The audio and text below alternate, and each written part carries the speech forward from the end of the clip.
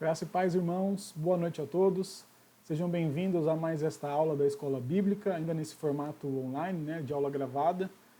Aula esta que nós vamos dar continuidade, então, à nossa lição de número 4, aula que nós começamos na semana passada. E aí nós vimos alguns pontos importantes que tratam sobre a encarnação de Cristo. E aí eu queria rever com os irmãos, então, esses pontos que nós vimos na aula passada bem rapidamente, para nós darmos continuidade, então, ao conteúdo da aula de hoje. Para isso, eu fiz um esquema resumo aqui, vou colocar na tela para os irmãos. E aí nós vamos só recapitular rapidamente aí os pontos que nós vimos na aula passada. Então, no ponto 1, nós falamos sobre os ensinos contraditórios à doutrina da encarnação. E aí nós vimos dois ensinos, ou duas doutrinas, que pregam contrário ao que a Bíblia nos orienta. E a primeira que nós vimos foi, então, a doutrina da reencarnação. Aquela que postula que o homem, após a sua morte, poderia reencarnar quantas vezes fossem necessárias, até que ele alcançasse uma suposta perfeição. E nós vemos aí, pelo próprio conceito da doutrina, que ela não faz sentido, visto que a nossa sociedade atual, aí, por experiência, nós vemos que cada vez está mais desastroso. O caos se instaurou no meio da nossa sociedade. Aí nós vemos cada vez mais crimes, mais violências, mais corrupção e tantas outras barbaridades aí, que são sinais dos tempos, como a própria Bíblia diz, né?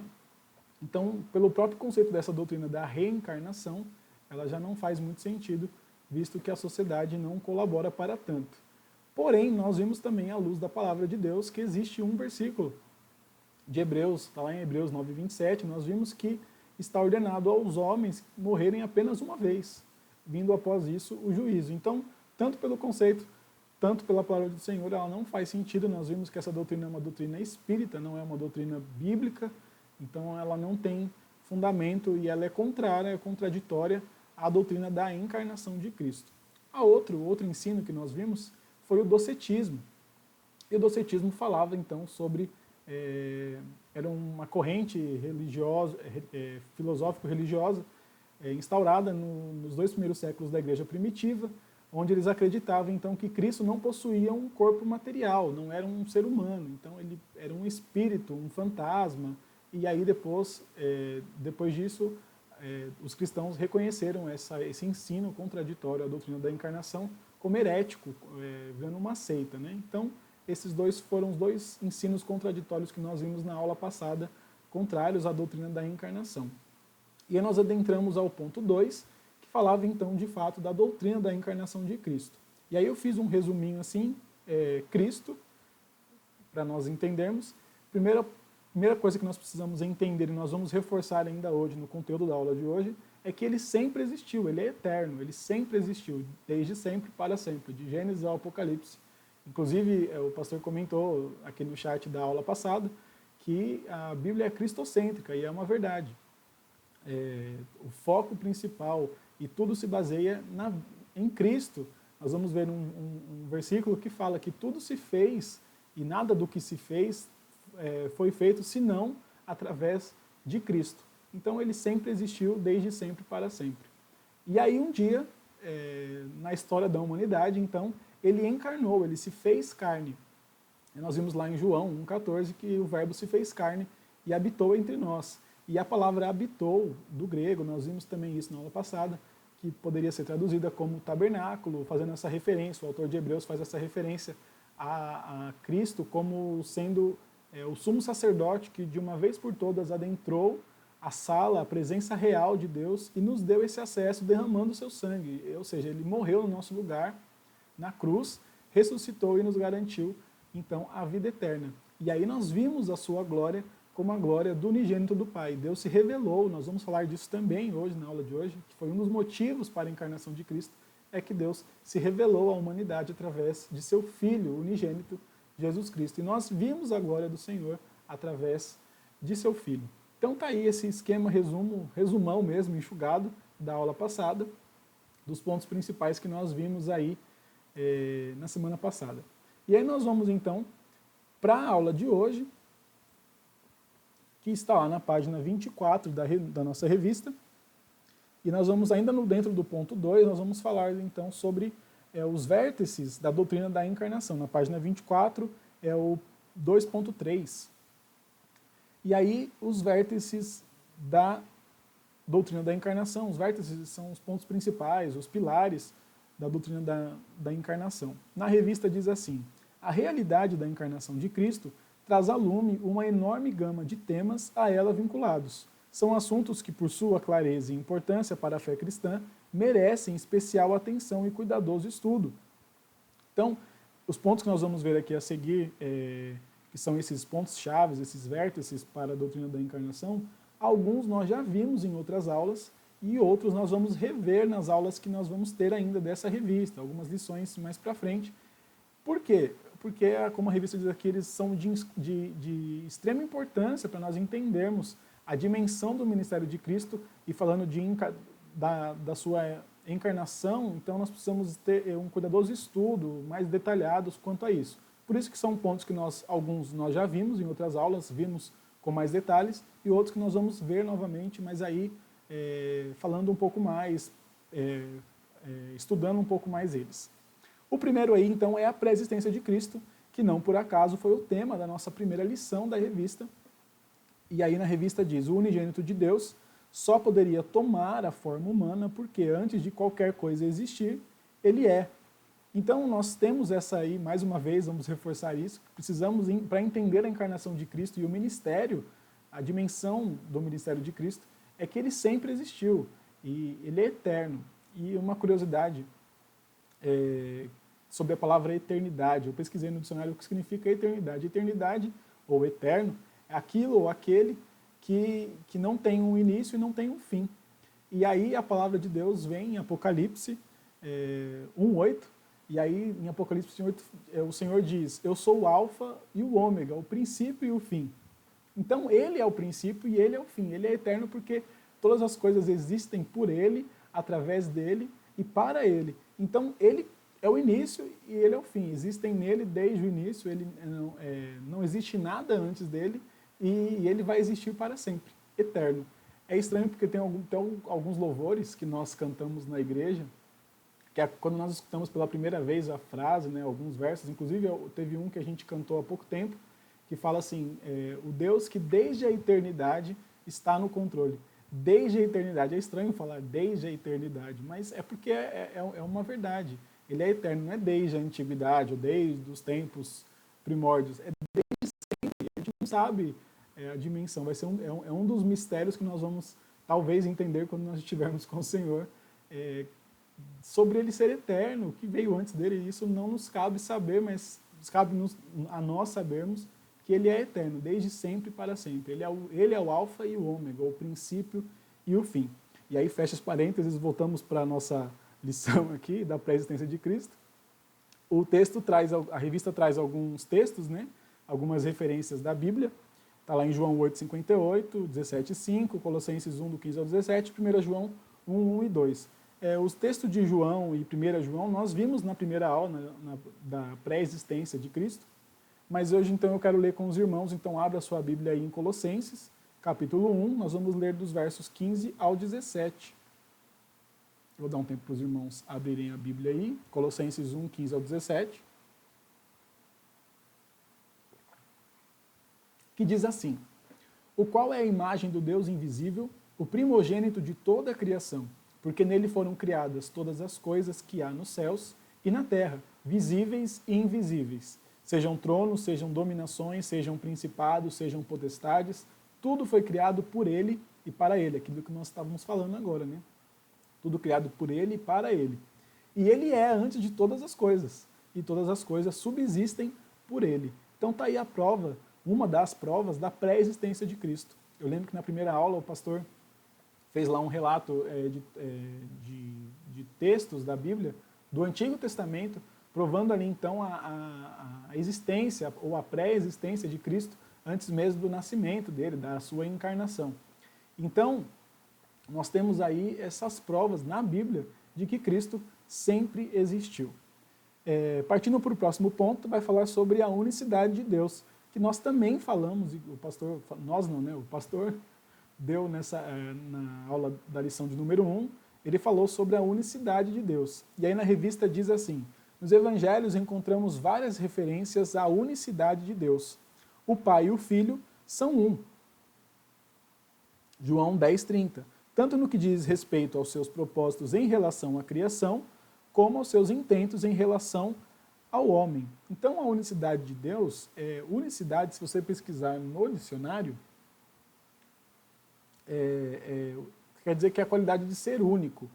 E aí eu lembro que o pastor falava, né, da unicidade de Deus na primeira aula, e ele disse lá de ser único, no sentido de ser o Filho unigênito, a palavra unigênito, no sentido de unicidade, de ser único, de ser singular. Isso, lembrei agora. Singularidade. Então, era um Deus, não no plural, mas como um só. Então, Deus Pai e o Deus Filho como um só, unidos, um só. O mesmo propósito, os mesmos intentos, em tudo, eles são um. A unicidade de Deus se dá, então, em Cristo. Eles não são dois, eles são um. E aí, cada um com a sua função, o pastor falou disso na primeira aula também, cada um tinha a sua função, e aí incluindo o Espírito Santo de Deus, mas como um só. Nós precisamos entender que além de Cristo sempre existir, Ele e Deus Pai são um. E aí é o que a Bíblia nos fala aqui. Inclusive, o Senhor fala, está lá em João 10:30, que a revista trouxe aí o texto, né? Eu e o Pai somos um. E nós precisamos entender isso. Só para nós entendermos o que a revista fala sobre os seus intentos em relação ao homem, então abra sua Bíblia aí em Efésios, capítulo 1. Nós vamos ler os versos 9 e 10, que é o texto que a revista traz. E aí diz assim em Efésios 1, 9 e 10. Descobrindo-nos o mistério da sua vontade, segundo o seu beneplácito que propusera em si mesmo, de tornar a congregar em Cristo todas as coisas, na dispensação da plenitude dos tempos, tanto as que estão nos céus, como as que estão na terra. Então aí o plano de Deus de unir em Cristo e no tempo certo, ou seja, na plenitude dos tempos, quando isso acontecer, tudo que existe no céu e na terra. Ele vai unir em Cristo tudo que existe no céu e na terra. E aí é uma das provas, então, dos propósitos, dos intentos que Deus tem para a criação, para o homem, através de seu Filho. Então, os mesmos propósitos, o Senhor o quis e o Filho obedeceu e veio ao mundo e cumpriu o seu dever, mas os dois como um só, essa unicidade de Deus. Nós falamos disso também lá com o pastor na primeira aula, e mais um ponto que nós estamos reforçando aí para nós entendermos a encarnação de Cristo. O próximo ponto aí vai falar sobre a autoridade de Cristo. E na revista diz, uma das afirmações mais incríveis da teologia bíblica é que o Filho de Deus fez-se homem. Após morrer no Calvário e ressuscitar, ele recebeu suprema e irrestrita autoridade do Pai, tanto no céu como na terra. E aí nós temos duas referências aí de Mateus e João, Mateus 28:18 e João 17:2. Vamos ler as duas, Mateus 28:18 e João 17:2. Mateus diz assim, e chegando-se Jesus falou-lhes dizendo, é-me dado todo o poder no céu e na terra. Então, o próprio Jesus declara que ele recebeu o poder de Deus, essa autoridade de Deus, tanto no céu como na terra. Ele tem todo o poder, toda a autoridade foi dada a ele. E aí João 17:2, pois lhe deste autoridade sobre toda a humanidade, para que conceda a vida eterna a todos os que lhe deste.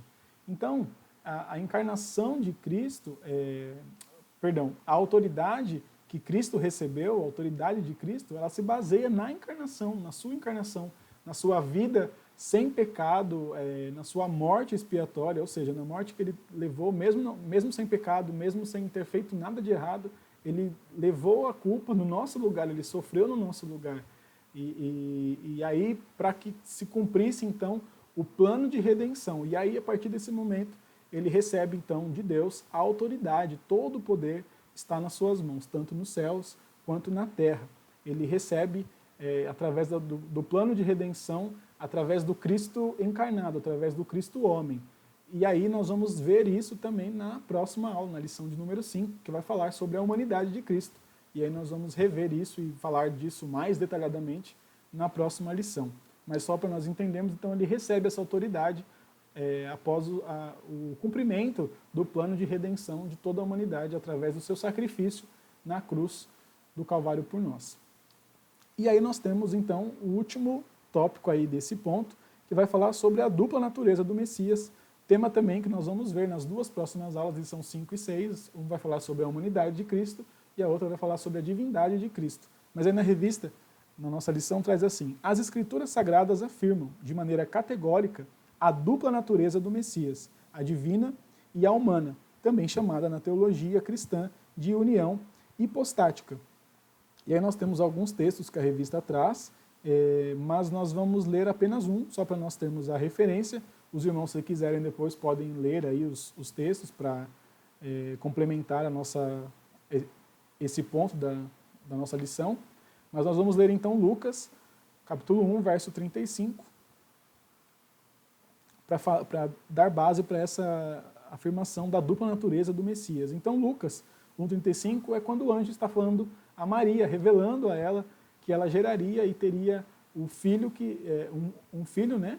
Ela ainda na condição de virgem, ela engravidaria e teria um filho, e ele iria nascer e seria chamado Filho de Deus. E aí o texto diz assim: respondendo o anjo, disse-lhe, descerá sobre ti o Espírito Santo, e a virtude do Altíssimo te cobrirá com a sua sombra, pelo que também o santo, que de ti há de nascer, será chamado Filho de Deus. E aí provando então que Cristo encarnou, ele nasceu como todos nós, ou todos os seres humanos, nasceram do ventre de uma mulher. Ele foi gerado aí no ventre da mulher, de Maria, e ele nasceu como homem. E aí a revista traz que ele tem essa dupla natureza. O Cristo, Deus, divino, e ele também tem a natureza humana, quando ele encarnou. E aí a revista traz esse termo na teologia chamado de união hipostática, né? E nós vamos ver isso mais a fundo na próxima lição, nas próximas lições 5 e 6. Mas para nós entendermos que ele tem essa dupla natureza. Às vezes algumas pessoas acham que Cristo ele era 50% homem, você já deve ter ouvido isso, 50% homem e 50% Deus. Porém, isso não é uma verdade. Ele era 100% homem e 100% Deus. O plano de redenção, de salvação, de morrer no lugar de toda a humanidade, levar sobre si todas as maldições, pecados, dores, só poderia ser completo, só poderia ser feito através de Jesus, porque ele era 100% homem, e ele morreu como homem, mas ele também era 100% Deus. E ele ressuscitou em glória e nos garantiu a vitória. Somente ele poderia ter completado esse plano de redenção da humanidade, e isso se deu através da sua encarnação, do seu nascimento como Jesus, né? Para nós entendermos aí. Então aí nós terminamos o ponto 2.3, né? E agora finalizando o ponto 2 da nossa revista, e chegamos então ao ponto 3, o último ponto dessa lição, que vai falar sobre os motivos, quais eram as razões para a encarnação de Cristo propriamente dita. E aí, então, a revista traz: o pecado precipitou a criação no caos absoluto. Todas as doenças, misérias e males da existência são frutos da rebelião no Éden e dela procedem. E aí nós temos as referências de Gênesis 3:18, Romanos 5:12 e 19. Nós vimos isso na aula 2 com a pastora, sobre o prometido de Israel, e ela falava sobre, então, como era então o projeto, a criação de Deus antes da queda, antes do pecado, lá no Éden, como as coisas funcionavam em perfeita harmonia, como tudo era como é que falava a palavra? Sustentável, né? E aí, após o pecado, as consequências do pecado, então, foi que ele precipitou a criação no caos absoluto, como diz a revista aqui. E aí, seguindo na revista, o fato de Jesus ter se feito homem é a prova mais cabal de que, fundamentalmente, o Altíssimo nos ama, e a plena compreensão deste fato é inalcançável ao entendimento humano. Então aqui, mesmo o homem tendo pecado, tendo desobedecido a Deus e viver as consequências deste pecado, o Senhor ele nos amou a humanidade de tal forma que mesmo o homem tendo pecado, então ele faz com que se cumpra um plano de salvação, um plano de redenção do homem ao longo dos séculos, dos anos. O mundo foi se preparando, então, para que viesse o Messias, para que viesse Cristo, o Salvador, encarnado, para nos salvar, para salvar toda a humanidade. E está aí um dos motivos. Continuando na revista, entretanto, o crente arraigado em Cristo, em cuja vida o Senhor habita, poderá experimentar com todos os santos qual seja a largura e o comprimento e a altura e a profundidade do amor que excede todo entendimento. E aí está lá em Efésios 3, 18 e 19. Então nós vemos aí que Deus nos amou de tal maneira, como diz em João 3,16, que ele cria esse plano então de redenção, de salvação para toda a humanidade através de seu Filho. Ele envia seu Filho ao mundo como homem para morrer no nosso lugar, para levar sobre si todas as nossas dores, dificuldades, doenças e tudo mais. Esse é o tamanho, é a dimensão do amor que Deus teve por mim, teve por você e por todos os homens, por toda a humanidade. E aí nós temos na nossa revista um quadro que vai falar então sobre as razões para a encarnação de Cristo. Eu vou reproduzir esse quadro aqui na nossa tela, para os irmãos acompanharem, porque nós vamos ter algumas referências bíblicas, e aí então já vou deixar essas que nós vamos ler na aula de hoje. As demais os irmãos podem ler depois aí na casa de vocês,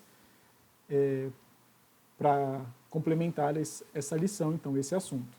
Então, a primeira razão, o primeiro motivo que a revista traz aí foi para demonstrar o profundo amor de Deus pelo homem caído, é aquilo que nós estávamos falando. Então, no texto da revista diz: Paulo fez uma profícua afirmação sobre o tema. Para quem não sabe o que significa profícua, eu não sabia e fui pesquisar, joga no Google lá profícua, ele fala assim, é aquilo que provém de profícuo. Falei, legal, me ajudou bastante. Mas aí você procura depois profícuo, você entende o que é.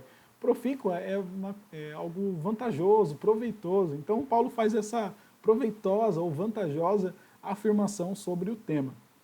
Deus prova o seu amor para conosco em que Cristo morreu por nós, sendo nós ainda pecadores. Está lá em Romanos 5,8, então vamos ler essa referência aí de Romanos 5,8. Abra sua Bíblia aí. Livro de Romanos, capítulo 5, verso 8, que diz: Mas Deus prova o seu amor para conosco em que Cristo morreu por nós, sendo nós ainda pecadores. Então, só para nós afirmarmos aí o que Paulo afirma nesse texto. Então, Deus ele demonstrou esse amor por nós, pelo homem caído, pelo homem pecador, e aí então ele envia Cristo para morrer no nosso lugar. Mas a revista no quadrinho aí diz ainda: o apóstolo também disse que Cristo nos amou e se entregou a si mesmo por nós. Então, além de obedecer ao Pai, a vontade do Pai de salvar a humanidade, ele se deu, ele se entregou. Cristo também nos amou de tal maneira que ele se dá, ele se entrega em favor de toda a humanidade, né, para salvar toda a humanidade. E ali ele é crucificado e completa então esse plano de redenção, esse plano de salvação, para que cumprisse então a vontade de Deus Pai e nos salvasse. Tamanho o amor de Deus, de Cristo, por nós, nesse sacrifício que ele se dá como sacrifício vivo ali na cruz.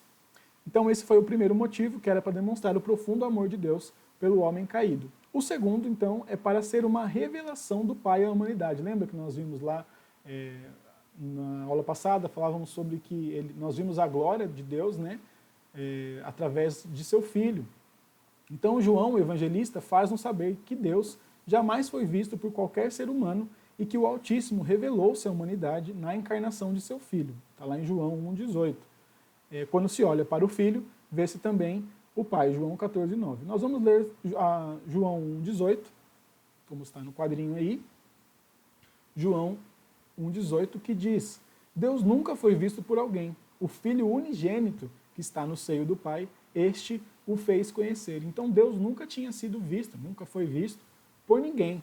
Mas ele se revela à humanidade. Então, um dos motivos para que se desse a encarnação de Cristo foi para que ele se revelasse à humanidade. E como que ele fez isso? Através de Cristo, através de Jesus, seu Filho encarnado. Então ali ele se revela. Jesus faz com que toda a humanidade, através do seu ministério, conheça tanto a glória como a Deus, né? Conheça Deus. E várias passagens ali falam que Cristo afirma, né, que ele e o Pai são um, que ninguém se achega ao Pai senão através dele. E nós temos então essa revelação de que Deus ele se revela à humanidade através de Jesus. Então esse foi mais um motivo, mais uma razão para a encarnação. A próxima foi para cumprir as promessas de sua vinda como homem. E aí a revista diz, os profetas da antiga aliança falaram sobejamente. Mais uma palavra para nós pesquisarmos aí, pelo menos eu não sabia o que era sobejamente. Excessivamente, em fartura, né? E aí a nossa aula da escola bíblica está virando também aula de língua portuguesa.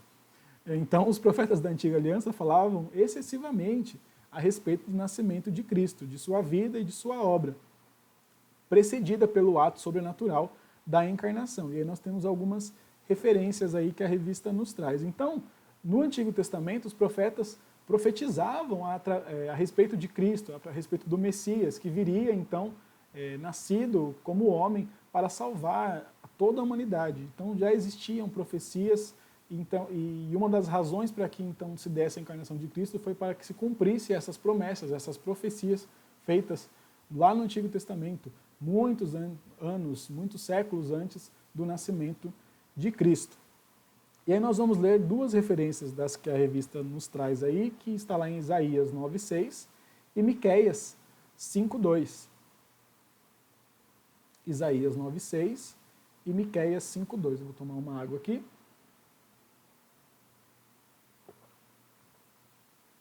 Vai dar tempo dos irmãos encontrarem. Então em Isaías 9:6 diz, porque um menino nos nasceu, um filho se nos deu, e o principado está sobre os seus ombros, e o seu nome será Maravilhoso Conselheiro, Deus Forte, Pai da Eternidade, Príncipe da Paz. E aí o próximo texto, Miqueias 5:2, e tu, Belém Efrata, posto que pequena entre milhares de Judá, de ti me sairá o que será Senhor em Israel, e cujas origens são desde os tempos antigos, desde os dias da eternidade. Aí mais uma vez aparecendo a palavra eternidade, desde os dias da eternidade. Então aí o primeiro texto de Isaías fala que a profecia, né, de que um menino nasceria e o principado do mundo estaria sobre os seus ombros, e o nome dele seria Maravilhoso Conselheiro, Deus Forte, Pai da Eternidade, Príncipe da Paz, provando então que ele seria o Cristo, o Messias que viria salvar a toda a humanidade. Essa foi a primeira profecia que nós vimos lá em Isaías. E Miqueias falava que de Belém, né, nasceria então o Salvador, o Senhor de Israel, e cujas origens são desde os tempos antigos, desde os dias da eternidade, desde sempre. Então essas são as duas referências aí das profecias que eram feitas para o povo ali, para a humanidade, que Cristo viria encarnado para salvar. Então, uma das razões para que se desse a encarnação de Cristo foi para que cumprisse as promessas, as profecias a respeito da vinda do Messias, da vinda do Cristo. E a última, não menos importante, que é para a justificação do pecador. E aí na revista diz, na verdade a justificação do pecador é o maior motivo, aí, ó, não é menos importante mesmo, é o maior motivo para a encarnação. Jesus tornou-se homem e pela humanidade deu a sua vida na cruz. E aí nós vamos ler então o texto de Isaías, já estava em Isaías aí, vai um pouquinho mais para frente, 53, vamos ler os versos 4 e 5, Isaías 53, 4 e 5, que diz, verdadeiramente ele tomou sobre si as nossas enfermidades e as nossas dores levou sobre si, e nós o reputamos por aflito, ferido de Deus e oprimido. Mas ele foi ferido pelas nossas transgressões e moído pelas nossas iniquidades. O castigo que nos traz a paz estava sobre ele, e pelas suas pisaduras fomos sarados. Então nós vemos aí que a principal, o maior motivo para a maior razão para que se desse a encarnação de Cristo, para que Cristo se fizesse carne, foi para justificar o homem, foi para justificar o pecador. E aí então ele ele leva sobre si todas as nossas dores, enfermidades, o castigo que nos trouxe paz. Olha como Deus vem trabalhando ao nosso favor, mesmo nós não merecendo nada. Nós vimos isso no ano passado, falávamos disso. Nós, mesmo sem merecermos nada, ele é apaixonado pelo homem, ele nos entendeu, ele teve compaixão, ele teve misericórdia de nós.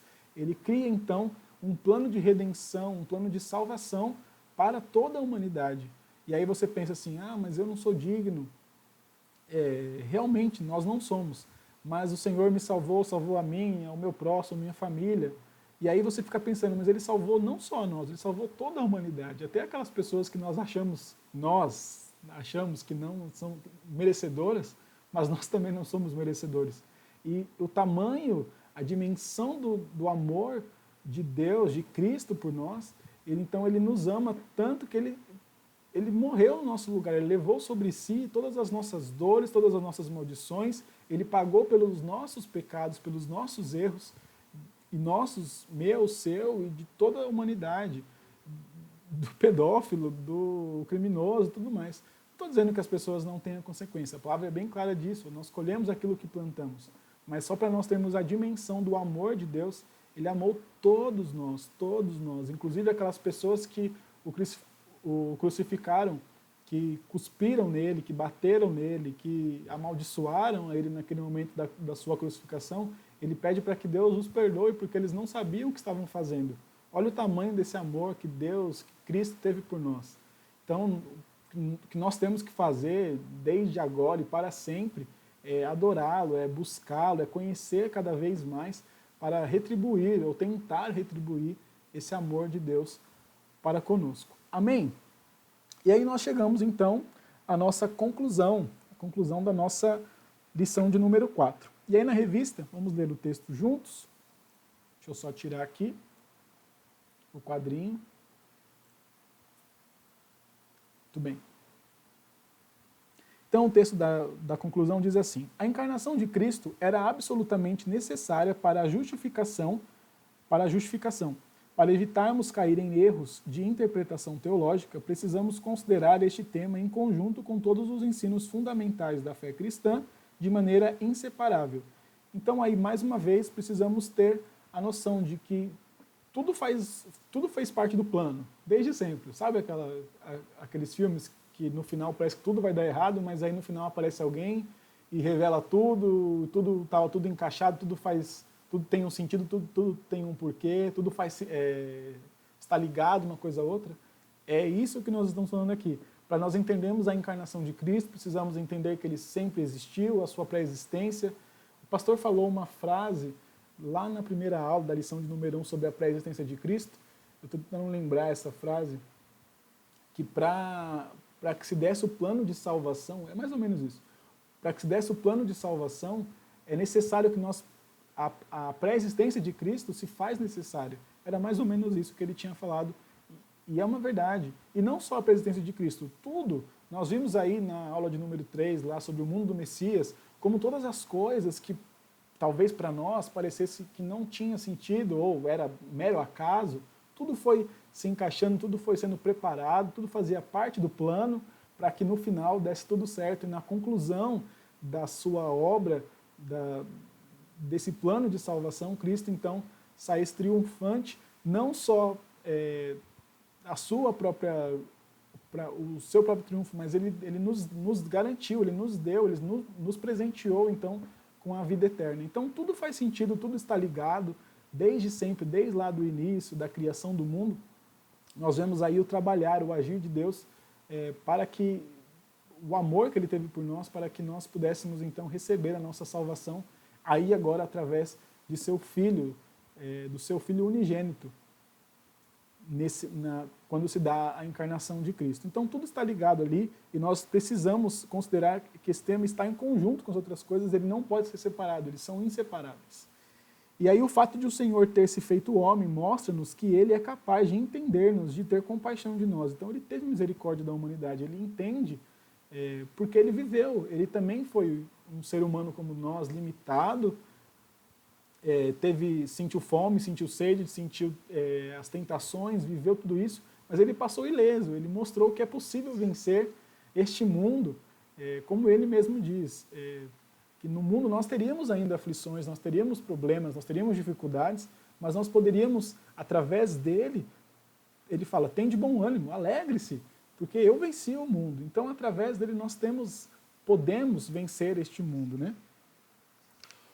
O que é um motivo para chegarmos a ele em oração. Além disso, fornece-nos um exemplo de como uma pessoa deve viver neste mundo, porque para isto sois chamados, pois também Cristo padeceu por nós, deixando-nos o exemplo, para que sigais as suas pisadas. Isso está lá em 1 Pedro 2,21.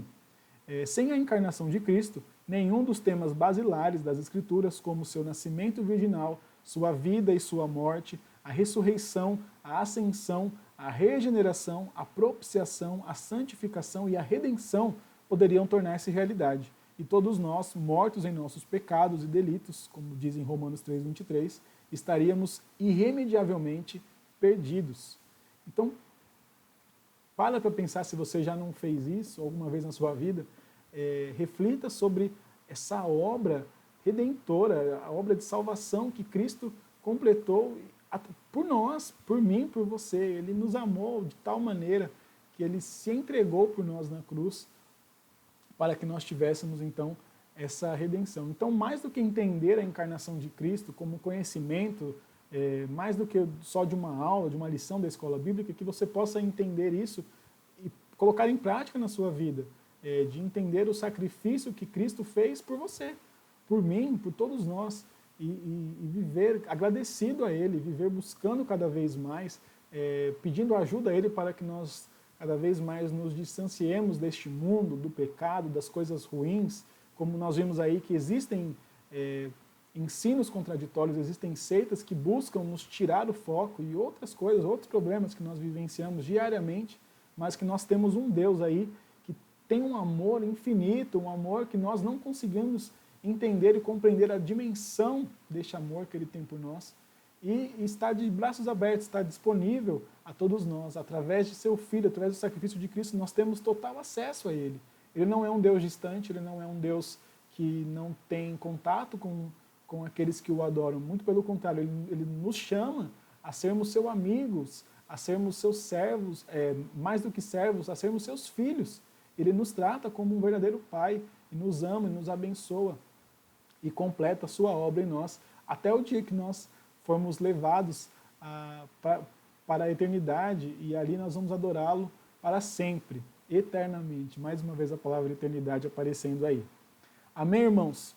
Hoje a nossa aula foi um pouquinho mais curta, tínhamos só esses 2 pontos para nós falarmos aí.